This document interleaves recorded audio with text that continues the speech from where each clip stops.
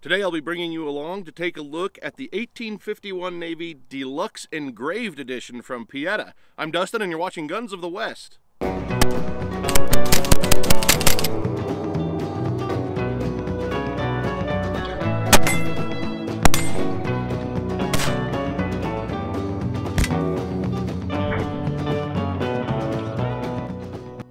Now this is actually what a lot of us would call a fantasy gun. Let's take a close-up look and I'll show you why.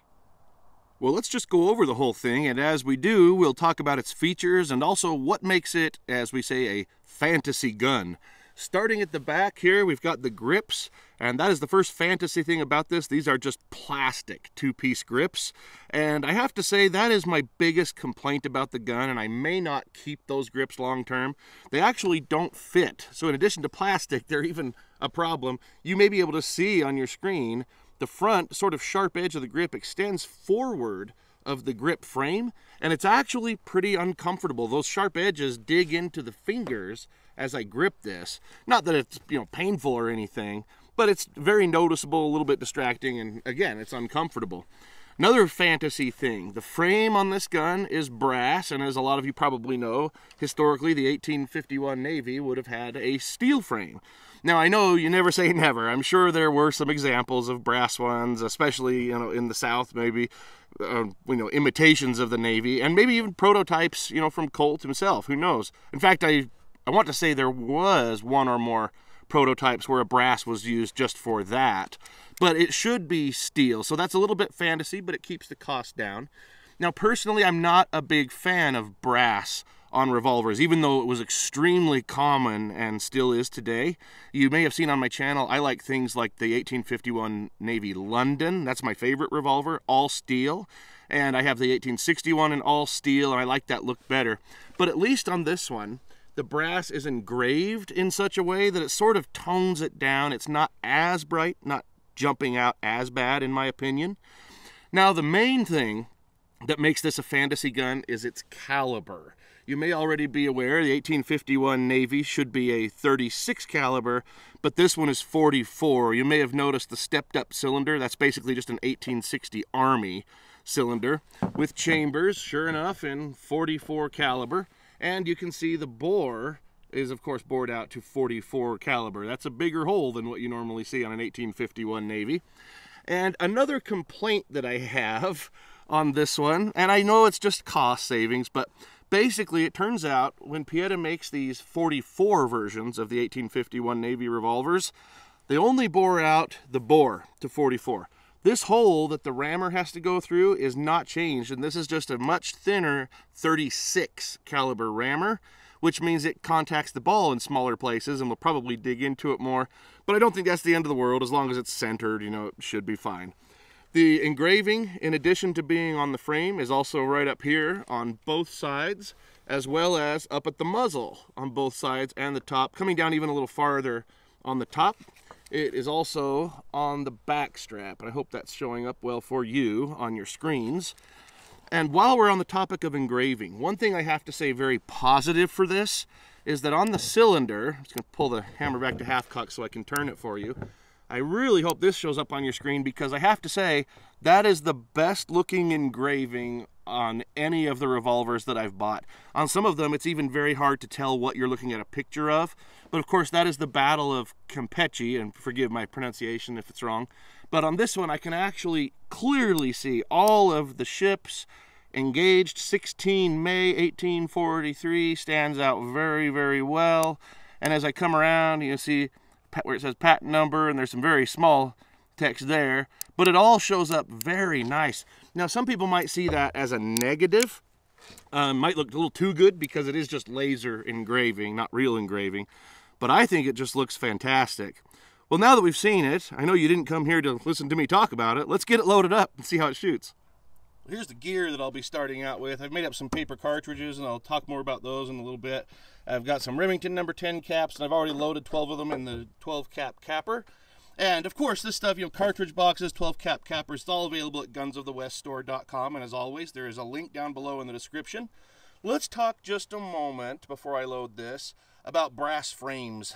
They've been talked about in a lot of videos. I've talked about them in a few videos. So you may be aware, over time, not as much with these newer ones and the way they're made and the mixtures of the metals, but still to a point, and certainly back in the day, they can become loose over time. So with mine, this is actually only the second brass frame I've bought, but my Griswold and Gunnison, and I'll be doing with this, is I like to just baby them a little more. I don't use hot loads in a brass gun. I have plenty of steel guns to do that with. So I'm going to do this a little bit light. These paper cartridges that I've made up are a little bit lighter loaded than what I normally use. These have 20.5 grains of powder instead of the standard 25 that I normally would use. And if you have a brass gun, or if you just like lighter loads, again, gunsoftheweststore.com, I now actually have paper cartridge formers and paper cartridge kits in this. I call it the 44 Light, and instead of the 30 or the 25, it makes a 20.5 grain charge. So that'll be a little bit better in the long term for a brass gun.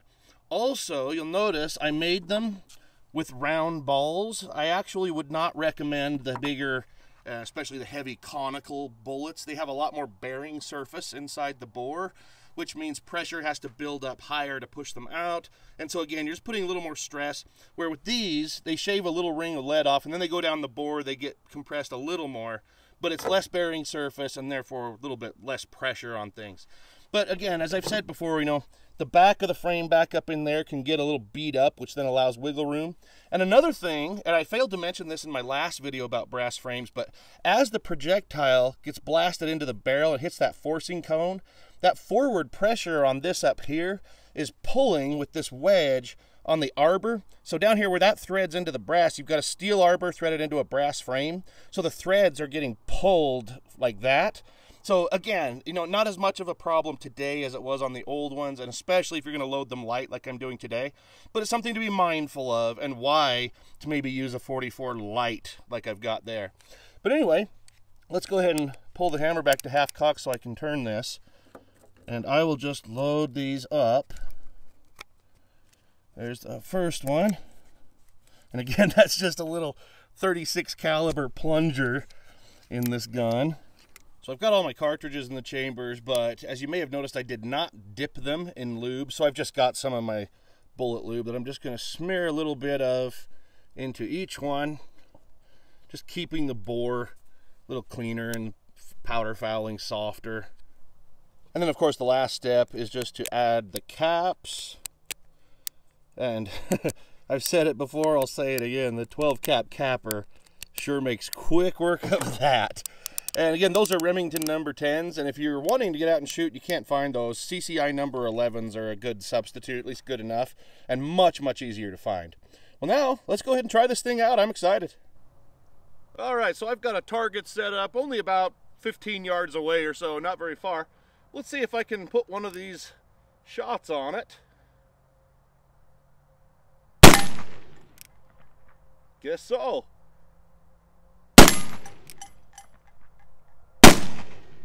Oh, I missed that one.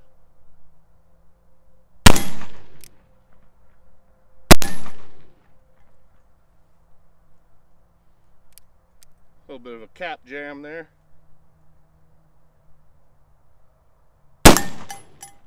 Okay. Well, they're kind of all over the place, but hey, I'm just shooting offhand, just having fun. Let's go take a look at it. Yeah, not too great of a group on my part there. Now, when I first walked up here, I thought I had a shot way over here to the side.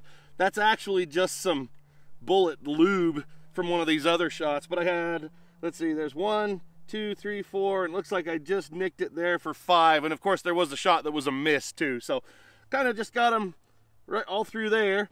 But, you know, it's a lot of fun. And I have to say, those were the very first shots I've taken with this gun. And I noticed my complaint about the grip, I still don't like them. They're plastic, they're fantasy, but it didn't bother me as far as being able to feel the edge of it against my fingers. Really only noticed that as I was holding it, showing it to all of you up close. Didn't notice it at all when I was shooting. Well, anyway, let's have a little more fun. The other thing I would like to do while I'm out here is a chronograph test of those 44 Light paper cartridges, because I know people will ask if I've made a light version, how much power are they getting?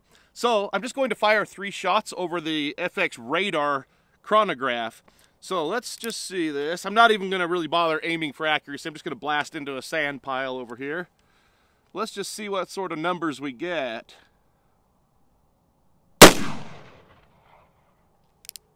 It definitely still feels very stout. I like it. One more and then we'll check the results. Back up here. The highest velocity in the group was 789 feet per second. Lowest was 749. That's an average of 772 feet per second, which gives us 186.6 foot-pounds of energy. Well, as always, I really hope you enjoyed the video today and this look at the 1851 Navy Deluxe Engraved Edition from Pieta. Please don't forget to click that like button down below and subscribe to the channel so you can see more videos. Also, if you look in the description, you'll see where to find me on social media, as well as where to find all the great Guns of the West products. Thank you all so much, as always, for watching.